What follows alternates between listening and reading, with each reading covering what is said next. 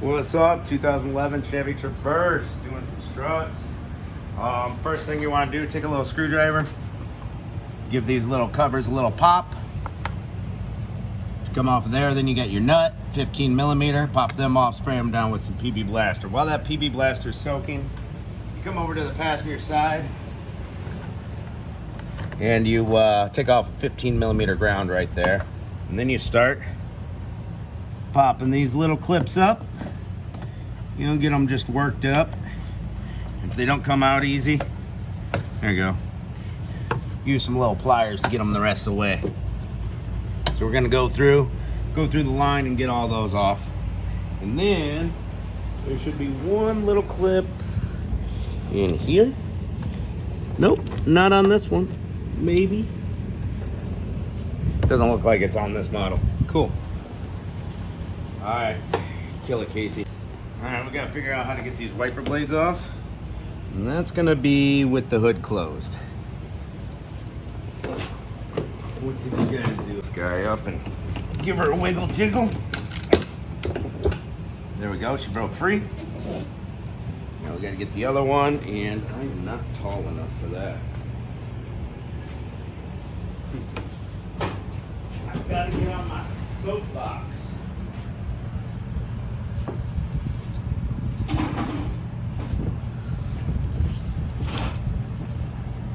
Pull this guy up. Wiggle jiggle. Boom, she broke free.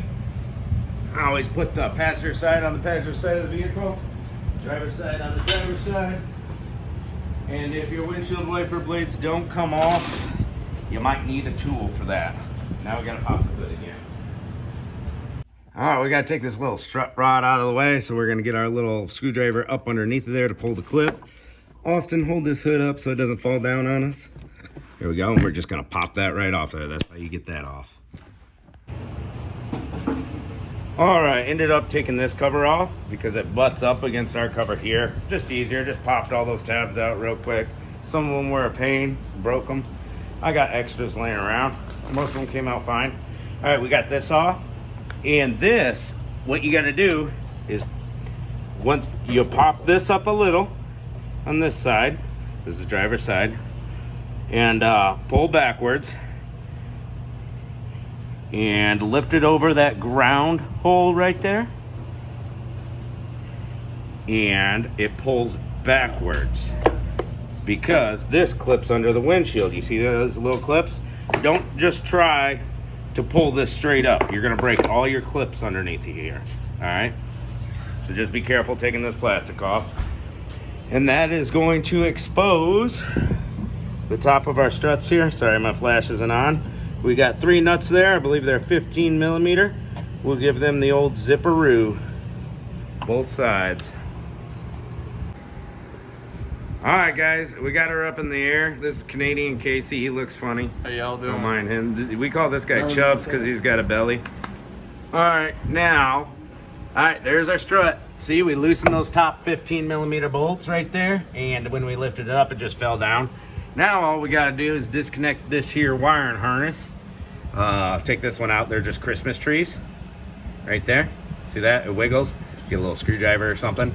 And we got our sway bar link to take off. Anytime you're changing struts, change the sway bar link, stabilizer bar link, whatever you want to call it. See, it connects down here to the bar. And these love to start spinning in the ball joint right here. So a lot of times you want to clean these threads up, lubricate them, heat it up, whatever you got to do, and hit it with an impact. Sometimes you got to put a wrench in a slot right here or vice grips to keep that stud from moving so that you can zip the nut off. Let's see how it goes. And the other thing is, we got our 21 millimeter here, and this was a 24, right? Correct. So we're gonna zip that nut off and pound that stud out of there. It's gonna take both of them out and, you know, wiring harness out of the way, and we'll zip these sway bar links off, and I'll let you know how it goes. All right, we got those 2 big bolts out. We got our wires out of the way. That sway bar's gone, wham bam. And we got a little jack with a board just helping to keep the pressure off because your brake hose will get stretched. Unless you want to take your brake caliper off, that's cool too.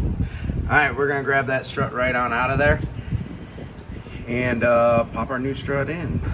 show you how the sway bar links came out. I used my cutting torch and just cut the tip off because that ball was spinning right inside that sway bar. See? The ball came right out of there. This sway bar link was bad. That's one of the reasons we were replacing it. Plus, you should always replace them with the strut. The other end, we were able to get vice grips on this round part here, and zip it off with the impact with the air gun. So they are a pain. Cut them off. Use vice grips. Torch them off. Whatever you gotta do, get the suckers out of there. There we go, struts out. They lifted it out. Our jack went swinging a little bit, but they got it. Let's open up that new strut. All right, we got the vehicle back down. Austin's shoving it up in there. Don't worry about the position of your strut at all. Just worry about where those studs are. See, there's two that are close together and one that's far apart. Bada boom. Hold it right there while I start the nuts, Austin. Oh, I'm not calling you by your stage name, Chubbs. My bad. So what we're gonna do, these are locking nuts. See, they got those little locking teeth on them. They only go on so far. We're not gonna worry about tightening them down right now. What we're gonna do, the more play the better right now, is just put the nuts on. All right, now you can let her go. She's there. Now we're gonna lift her back up in the air. Or you could just install everything right here where it is. Shove that steering knuckle into the strut. Watch out. This guy, this wiring harness, has to be on this side. There you go. Now, you see how far down it is? The holes aren't lined up. We got to take a little jack underneath the control arm and lift it so that they're at the same height. And then we can put the bolts through. Those bolts, you have to pound them out after you take the nut off. Where's them bolts at? Right there. They have press lines on them. So you take the nut off, and then you got the bolt. And the bolt has a pointy tip with no threads on it. It means it's okay to hammer it. That's how we got those bolts out. You can have one guy lift up on the control arm. You might not need a jack, and you can lift it up into place. Looks like he's almost got it. All right, let's get it into place. And then we'll worry about the sway bar links. All right, lined them up. Didn't need the jack, just did it by hand. I held it up, he put the bolts through. Perfect. And as far as our brake line not being stretched, I put a chunk of wood in there so the control arm wouldn't swivel downwards. Now, before you just go trying to put the nuts on, just give them a couple taps. Just to get those presses started, and then the nut will suck them in the rest of the way. All right, here's our new sway bar links. Bada boom. So you feed it back where it went and put the studs in the holes like so. And you can see it doesn't stretch all the way up to that strut, and that's fine. If you disconnect the other side, then this big bar swivels up and down and gives you enough room. So we got to disconnect the other side. We're doing them in as a pair, so it's all good. We're doing a pair of shocks and struts.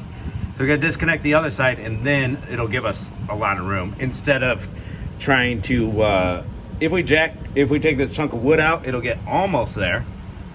But either way, if it does give us enough room taking the chunk of wood off, cool.